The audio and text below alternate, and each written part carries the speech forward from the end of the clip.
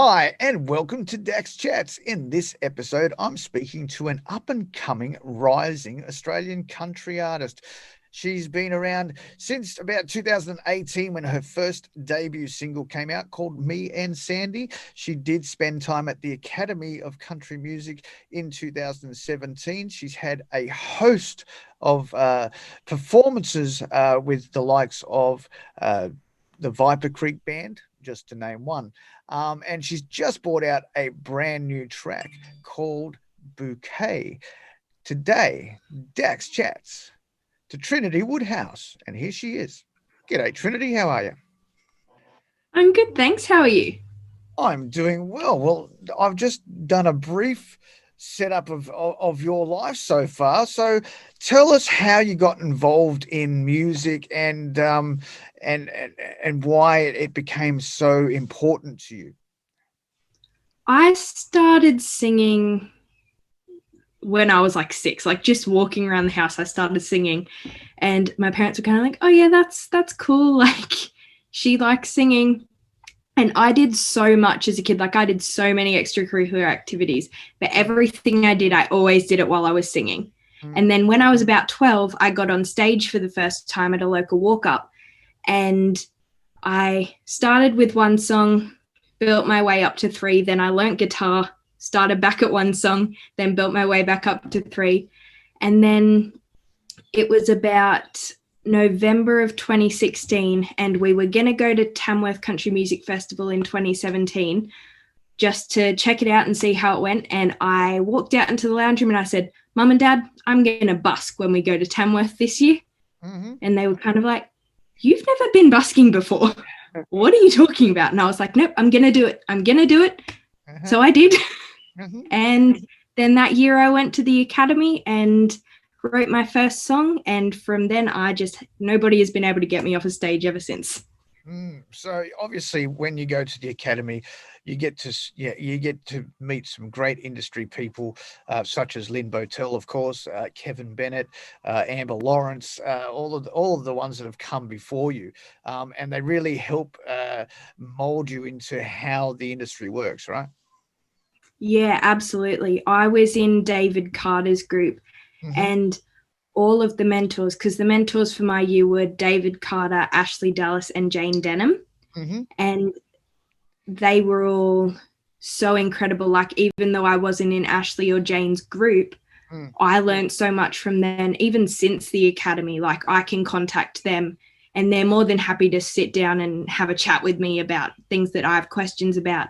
Mm. Lynn Botel, Roger Corbett, Alan Caswell, just everyone at the academy is so helpful Mm. and so open to helping younger and up and coming artists. Mm, which is a good experience because you need that grounding, to be able to get through the pitfalls of the industry. There's a lot of pitfalls that I should know as an artist since 1997 and not really making an impact because there are so many pitfalls that I've sort of struggled to learn along the way. So that academy situation is something that I think everybody should do. I should have done it years ago.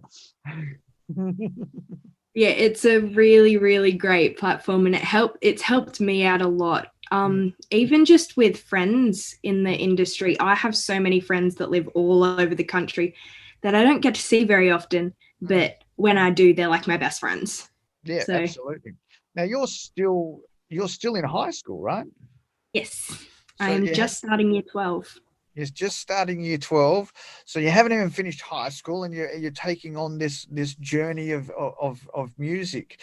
Um, is there a plan to go to university after the HSC, or is it going to be I'm hitting the road? My plan is to do music as a career after school. I am still doing subjects and stuff and aiming for an ATAR for in case I change my mind, but I don't think I'm going to, but we never know. So I'm keeping that there as a backup plan for if I do change my mind, but I definitely want to pursue music as a career once Cool. I finish high school. Cool. Now, this brand new song, actually, we should talk about the first song, Me and Sandy. Talk to us about the first song first. What led to that? What was the story behind that song?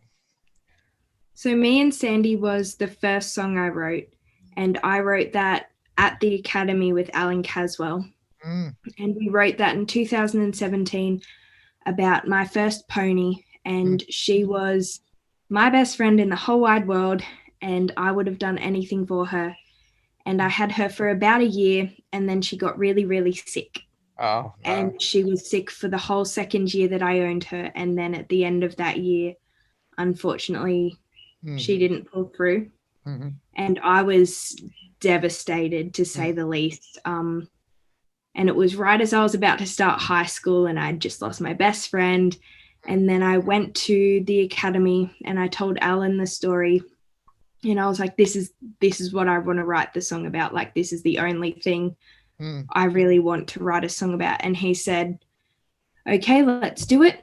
So we sat down and we had a 2-hour co-write session, and about an hour and a half of it was spent crying. But we came out with Me and Sandy, and then a year later I recorded and released it as my debut single. And yeah, that was back in 2018. Just Alan Caswell just writes with everybody, doesn't he?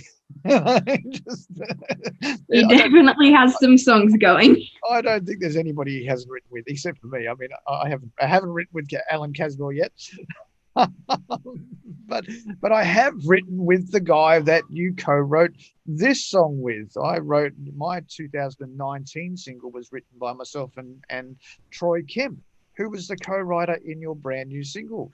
Talk to us about the brand new single and what it was like to write with Troy. Oh, Troy was so much fun to write with. We've written a couple of songs together now. Bouquet was the first song that we wrote together, and since then we've written like 4 others. Obviously, he's moved over to Nashville now, so don't get to write with him as much anymore, but hopefully we'll get back into it soon. I'll be speaking to him tomorrow morning. So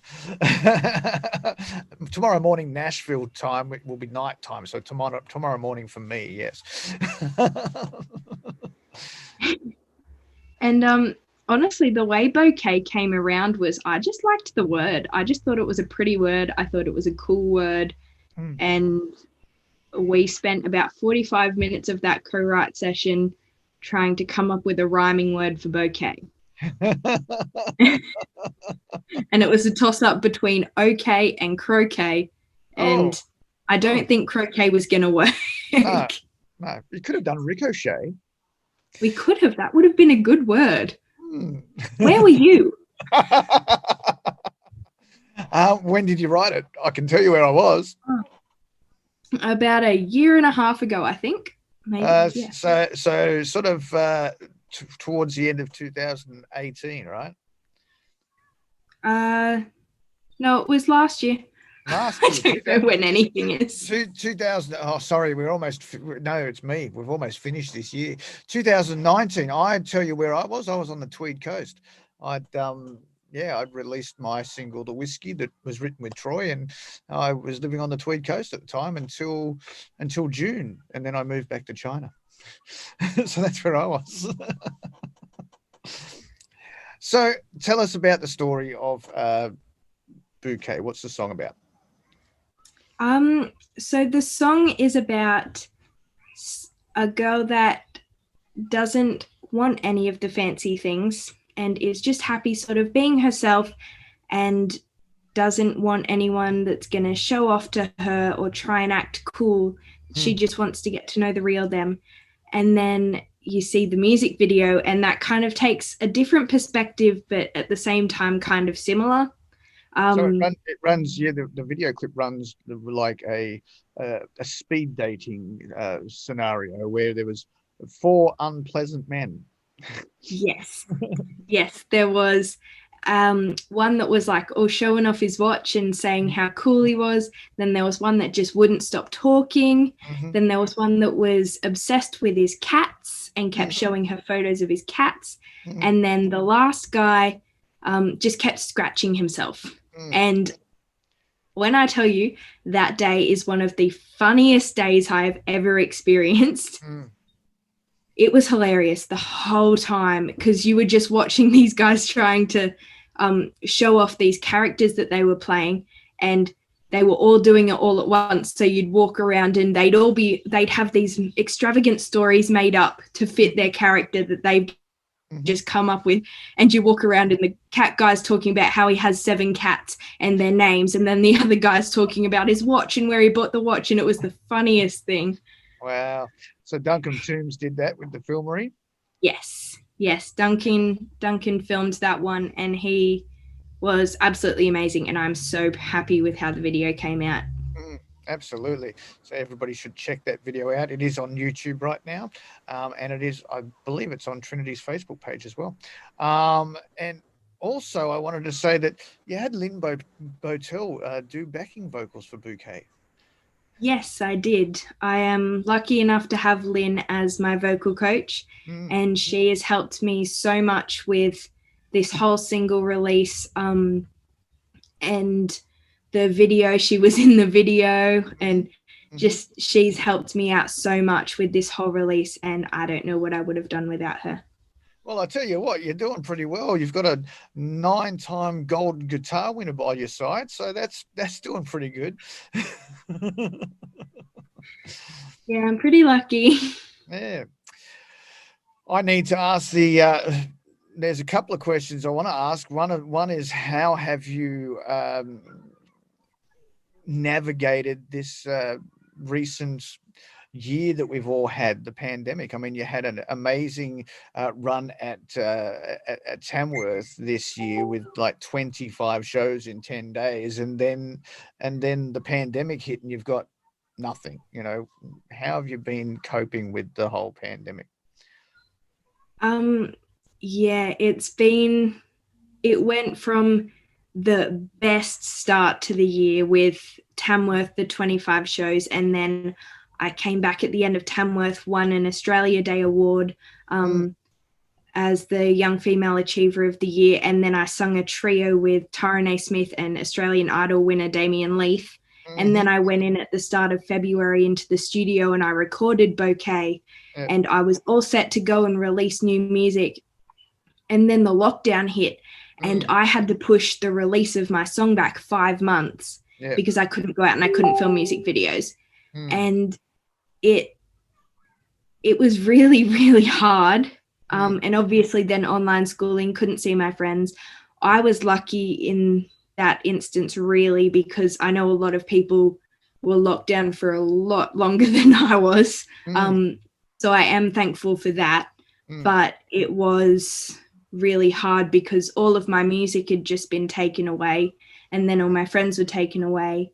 And I think that was when I started doing live videos onto Facebook and things like that. And that was sort of how I got my release through that, because all I wanted to do was perform. Like, I missed singing so much. And then I'd never done a live video before because, quite frankly, it scared me. I was like, I don't like putting videos of myself out. And then I did. And then I was like, no, I love this. This is great. So then I started doing that more. And then I was able to connect with the people that follow my music and that support me. And that sort of made things feel a little better and easier for me. So that was sort of how I coped with it all. Good. Now, the last question is, what is yet to come for Trinity Woodhouse? What have we got planned for the end of the year, 2021? What's going on? 2021 is going to be my year. It was meant to be this year, but it's going to be next year. I've heard that a few times. Yeah. Everyone came into this year. It was everyone's year, and unfortunately, it was no one's year. But I definitely will be hopefully releasing a lot of new music sort of over the next year or so, and finishing high school. And then just moving into music as a full-time career. Hopefully that's what I want to do, and that's the goal. And I'm willing to work at it as hard as I have to make that happen. Absolutely.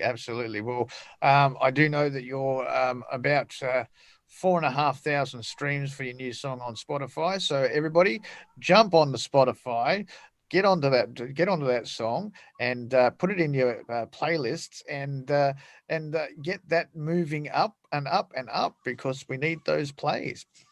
Yes. Absolutely. Well, it's been great to talk to you, Trinity. Thank you very much for your time, and I look forward to seeing what comes of you in the future. No, thank you so much for having me. No problem.